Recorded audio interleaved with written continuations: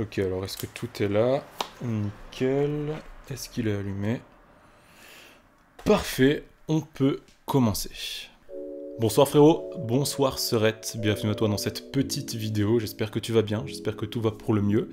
Écoute, pour ma part, ça va impeccablement bien. Aujourd'hui, on se retrouve pour discuter un peu, donc je t'invite à aller chercher de quoi manger, de quoi boire, et puis à t'installer confortablement, parce que là, on va parler de dessin, on va parler de style graphique, on va parler de changement de style graphique. Je te donne tous les mots-clés qui vont me servir à faire le titre, en fait.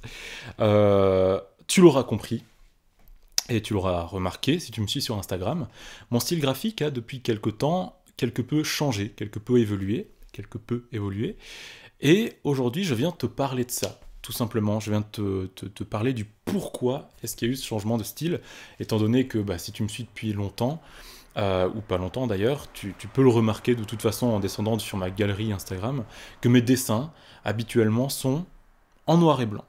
Simplement, je vais commencer cette vidéo en t'expliquant pourquoi mon style graphique est comme ça, pourquoi j'aime autant dessiner en noir et blanc. Et puis, je vais simplement te donner la raison du pourquoi, la raison elle est pas loin, du pourquoi j'ai commencé à me mettre à la couleur, tout simplement. Alors, si je dessine en noir et blanc, c'est d'abord parce que ce que j'aime par-dessus tout en dessinant, c'est le trait. Le trait en lui-même, c'est pas l'aplat, c'est pas modelé, c'est pas les formes, c'est pas les surfaces, c'est vraiment les traits, les lines. On appelle ça comme ça un line.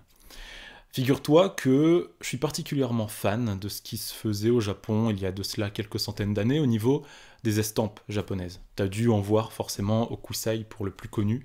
Et de toute façon, si tu connais de près ou de loin le monde des mangas, si tu connais de près ou de loin l'univers japonais, t'as forcément dû en voir à un moment donné, ou si pas, t'as dû voir certains artistes japonais utiliser cette espèce de line qui est propre à la culture des estampes. C'est-à-dire, le trait sur les estampes ne peut pas être parfait, ne peut pas être tout droit, ou ne peut... Peut-être qu'il... Enfin, quand je dis il ne peut pas, bien sûr qu'il peut l'être, mais l'essence même d'une estampe, c'est ce côté un peu brut du dessin. Le trait n'est pas continu, il est discontinu, il est un peu écorché, il est organique. Tu vois, c'est ça qui me plaît. C'est un trait vivant. Et pour moi, le fait de dessiner en noir et blanc, ça met en évidence les traits. Enfin, quand je dis dessiner en noir et blanc, tu me comprends bien, c'est dessiner en noir sur une surface blanche. Évidemment. Enfin, quoique l'inverse aurait été possible, mais ce n'est pas mon cas. Donc, moi, ce qui me plaît là-dedans, dans le fait de dessiner en noir et blanc, c'est que le blanc met en évidence le trait que je crée. Et j'adore bosser mes traits, bosser mon line, j'adore ça, tu vois, dans mes dessins. Figure-toi que jusque-là, donc, j'avais pas forcément besoin de couleurs. La couleur m'était un peu superflue et c'était un monde qui m'était plus ou moins inconnu parce que, étant donné que j'y ai jamais touché, forcément, j'y connais pas grand-chose. Il y a de cela 2-3 mois, c'est en avril-mai, donc ouais, il y a plutôt 3 mois, 3 bons mois, je me suis acheté ceci.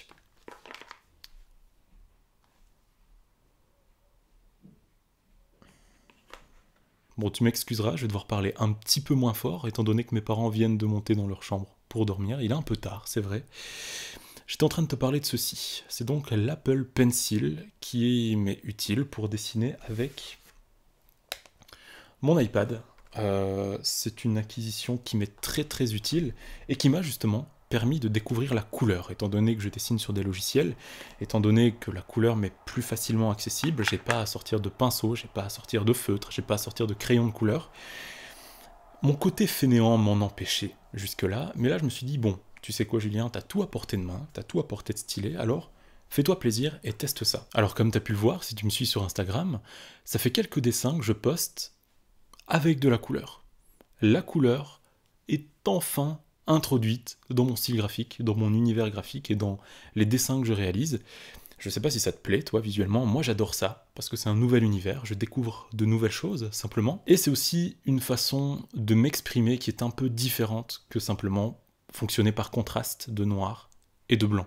C'est quelque chose qui m'est nouveau, donc c'est quelque chose qui m'amuse énormément, tu vois. Et je pense justement que quand tu aimes ce que tu fais, quand tu t'amuses, eh bien c'est le principal. T'as donc pu le voir, la couleur a été introduite chez moi, dans mon style graphique, par ce dessin, qui était un dessin un peu test, tu vois. C'est la première fois que je m'aventurais avec des couleurs. C'est la première fois que je m'aventurais sur un dessin réellement digital, même si j'ai déjà eu des tablettes graphiques qui m'ont pas franchement satisfaite. Celle-ci est au-delà de mes espérances. D'ailleurs, si tu veux que je te fasse une vidéo uniquement sur l'iPad, le côté graphique et illustration de la chose évidemment, et une vidéo du coup sur l'Apple Pencil, fais-le moi savoir en commentaire, j'ai beaucoup de choses à dire là-dessus, d'accord? Parce que je pense que investir dans une tablette à 1000, 2000 euros, c'est pas forcément la bonne chose à faire quand on commence en tout cas le digital painting, tu vois?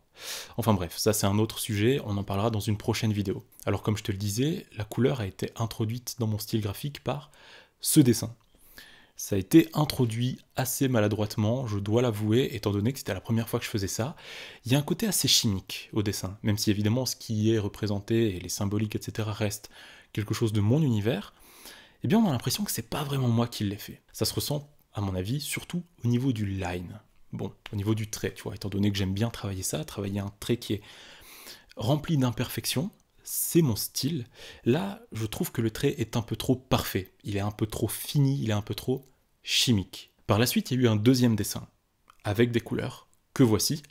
Ce dessin-là, c'est l'opposé. C'est un peu une libération. Si tu veux, je me suis dit, ok, j'ai pris du recul par rapport à ce que j'ai fait, et j'ai remarqué que c'était pas vraiment mon univers, que c'était pas vraiment ce que j'aimais comme rendu.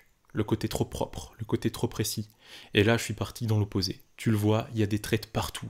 Il y a de la vie, il y a du côté organique au dessin. Et c'est ce qui me plaît. C'est ce vers quoi, eh bien, dorénavant, je me dirige sur mes dessins en digital painting. En fait, si tu veux, l'erreur est de croire qu'avec ce genre d'outil, on va changer notre style graphique du tout au tout. C'est totalement faux. On reste dans le même style graphique. On reste dans ce qu'on aime faire. On le perfectionne seulement. On lui apporte une plus-value. Moi, pour ma part, c'est la couleur. D'autres, ce sera peut-être d'autres choses, mais pour ma part, c'est la couleur que j'apporte à mon style graphique. Là où je vais du coup perfectionner mon style graphique.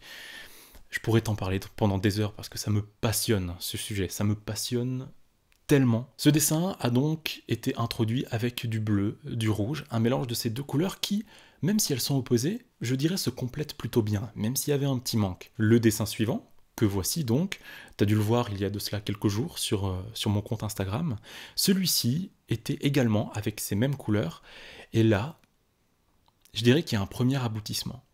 Il y a un premier aboutissement parce que ces couleurs, j'arrive à bien les doser, et elles arrivent à être utiles à mon dessin. Là où elles étaient encore un peu superflues et un peu maladroites au précédent, là elles viennent apporter une vraie utilité.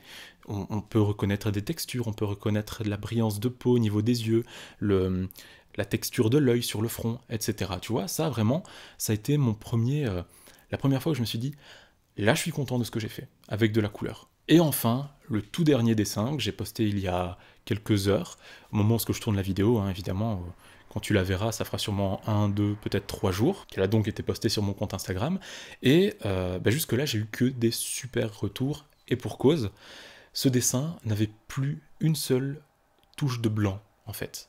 Là où justement, j'utilisais beaucoup le blanc, le noir, etc. pour créer des contrastes, je me suis mis comme barrière, désolé si t'entends les voitures derrière, je me suis mis comme barrière de ne pas utiliser le blanc, et d'aller au bout de mon idée. Et là, tu vois, ce dessin, je l'aime beaucoup. Déjà parce qu'il représente un personnage que j'apprécie beaucoup, d'un manga que j'apprécie énormément. Ensuite, le line, tu vois que le trait, il est très imparfait, il est très vivant, il est très déchiré. J'adore ça. Franchement, je m'éclate quand je dessine comme ça. C'est ma façon de m'amuser, tu vois. Et donc, là où ce dessin vient se dénoter des autres, à mon avis, c'est que la couleur entre en harmonie avec le trait. C'est-à-dire, elle apporte une texture. La texture, c'est hyper important. La texture, c'est hyper important parce que ça vient raconter une histoire au dessin. Quand tu as l'impression d'avoir une texture de feuille ancienne, etc., tu sais que le dessin, il a une certaine histoire, une certaine vie, un certain passé à véhiculer. Je sais pas si tu comprends ce que je veux dire, mais en tout cas, c'est ce que je ressens quand je vois ce genre de dessin avec ce genre de texture en fond. Et justement, le côté vieille œuvre rentre en harmonie avec le côté vieux trait, très déchiré. Tu comprends ce que je veux dire? Et c'est là où je m'amuse totalement, et c'est là où maintenant je sais où je vais aller quand je vais dessiner, quand je vais créer avec de la couleur. Maintenant, je sais ce que je veux faire de la couleur. Et c'est pour ça que aujourd'hui je t'en parle, c'est pour ça que je te partage ces dessins, et c'est pour ça que je vais peut-être te faire une vidéo sur l'iPad bientôt, j'en sais rien. Ce sera à toi de me dire en commentaire si tu en veux une, évidemment, si tu veux mon retour par rapport à ça, parce que moi j'ai demandé votre retour avant de me l'acheter cet iPad, petite parenthèse.